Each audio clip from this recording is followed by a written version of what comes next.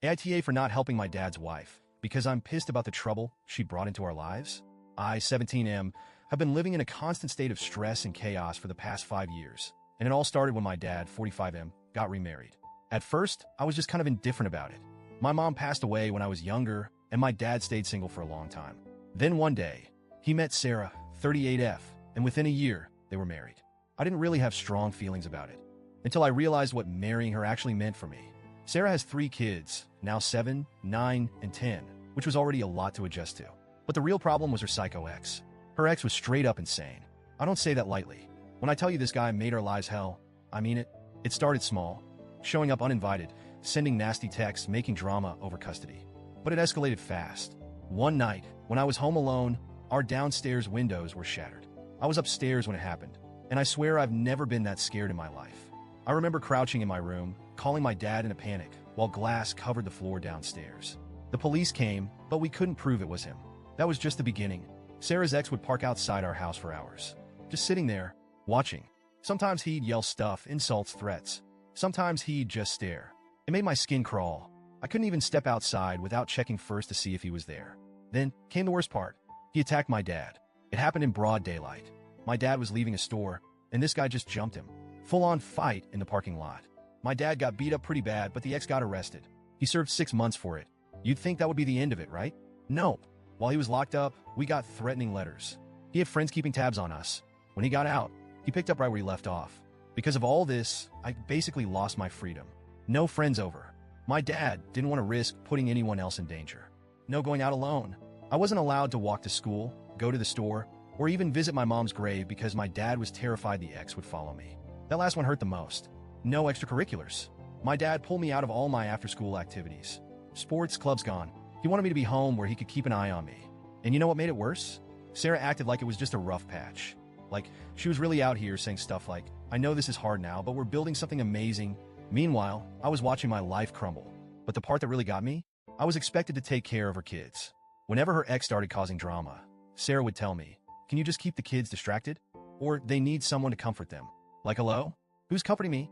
Her kids were crying because they missed their dad. Meanwhile, I was sitting there hating mine for putting me through this. Things got even worse when Sarah decided to fight for full custody. Up until then, it was 50-50, and honestly, I liked the weeks when her kids were with their dad. It was so much quieter without them. But Sarah wanted them full-time. Few years of legal battles, court dates, screaming matches, constant drama. And of course, her ex did not take it well. The stalking got worse. The threats got scarier. Our car got vandalized. Security cameras would catch shadows, but never a clear face. It was like living in a horror movie where the killer was just out of frame. I was miserable. I wanted to scream at my dad. Why did you bring this into our lives? Eventually, Sarah won custody. Her ex only gets them every other weekend now. And while things have calmed down a little, it's still not normal. We still have to take precautions because of her ex. I still can't work late shifts.